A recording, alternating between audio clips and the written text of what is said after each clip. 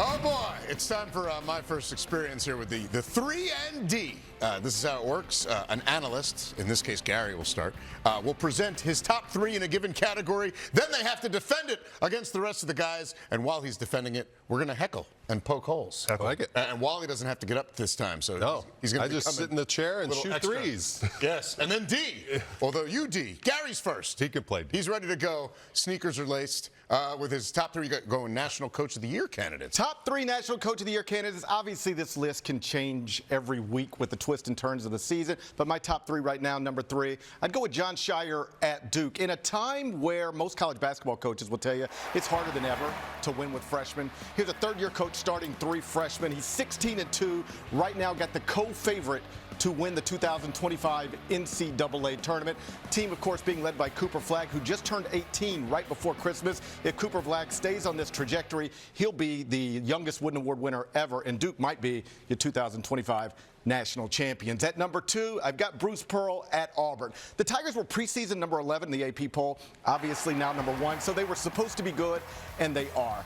But this is a historically tough job, and that should not be dismissed just because Bruce Pearl's making it look easier than it has ever been. He's had this team in the Final Four for the first time ever. Now he's got this program ranked number 1 in the country, even though their best player, Johni Broome, a National Player of the Year candidate, is sidelined with an injury.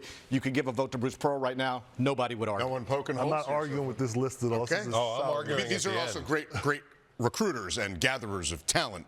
Undeniably, okay. To be on this list, you got to do all these things. This isn't the unsung hero of the No. Okay. At number 1, I've got Mark Pope at Kentucky. And again, you could argue Jon Scheyer, Bruce Pearl, other people as well.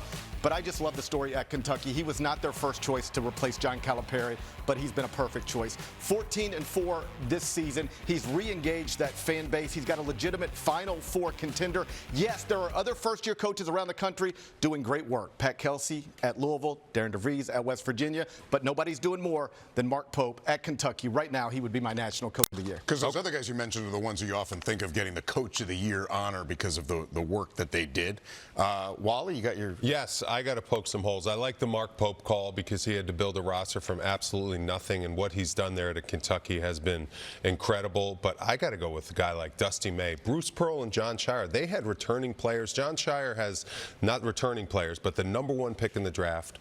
3 guys that are going to be in the top of the NBA draft. So he has talent all around. Try doing it when last year, Dusty May at Michigan, he was 3-17 in conference. Now he's 6-1 in conference. After taking over there. Yeah. Yes, and also Pat Kelsey was 3-17 in the ACC. Previous coach at Louisville, this year 8-1. Those kind of turnarounds, to me, those are national coaches. So different ways of defining heat, boy. He bringing the heat.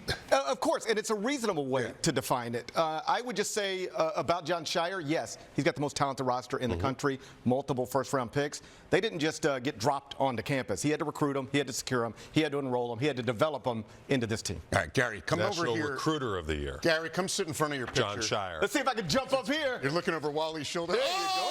That was athletic. Thank you. I'm more athletic than I look. Must be the shoes. Very athletic. Must be the shoes. Ja-twos. All right, now Roy is ready to go. National Player of the Year candidates. All right, we're going to the big awards already here. Well, first of all, there's 2 prerequisites for my list. A, you have to be on a good team. It's not worth scoring a bunch of points like Seawalks, Villanovas, Eric Dixon. You can score 23, 25 points a game, but if you're not winning at a high level, you're not getting on the list. And the second thing is there's a little asterisk until Johni Broome comes back. Obviously, he was banged up right now, but let's get back into You're kind of you're defending yourself. I know Wally's ready to poke.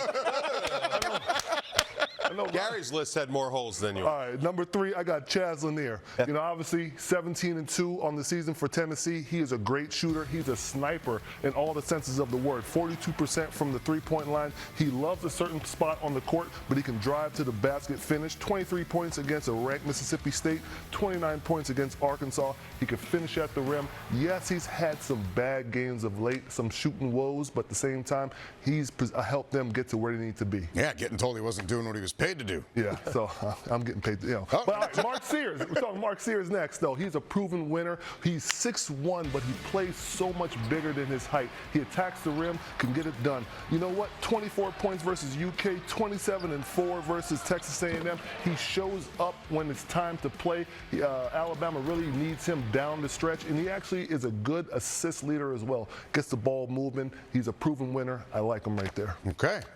Drum roll? Drum roll. Next one up, I got Cooper Flagg. His athleticism stands for itself, and I love the fact that Duke has not lost since November 26th. That's before Thanksgiving, before we filled our bellies with all that turkey and all that goodness. Yeah, he'll be at 28 points versus BC, 42 versus Notre Dame. That must be setting some sort of ACC record for a freshman, but he is good. His athleticism going to be the #1 pick, 19 points a game. I like it. They're all winners, proven winners. See what y'all got. I like the Cooper Flagg pick. He's the runaway for me. The Janai Broome question, is he going to come back? What about a guy like Keyshawn Gilbert on Iowa State? I mean, that guy's balling. That team's really good. Chaz Lanier has had three rough games in the last 5 that might have so many choices out there. Yeah, you could sub in and sub out. You could go Cam Jones at Marquette. You could put in P.J. Haggerty at Memphis, but he's got the top guy right. Cooper Flagg is clearly the favorite right now to be National Player of the Year, and barring injury or surprise, I think he will become the youngest Wooden Award winner ever. Awesome. All right, good stuff, guys. I think we'll do it again. I mean, I've always liked the 4-point play, but just mix it up. Good times. 3 and D.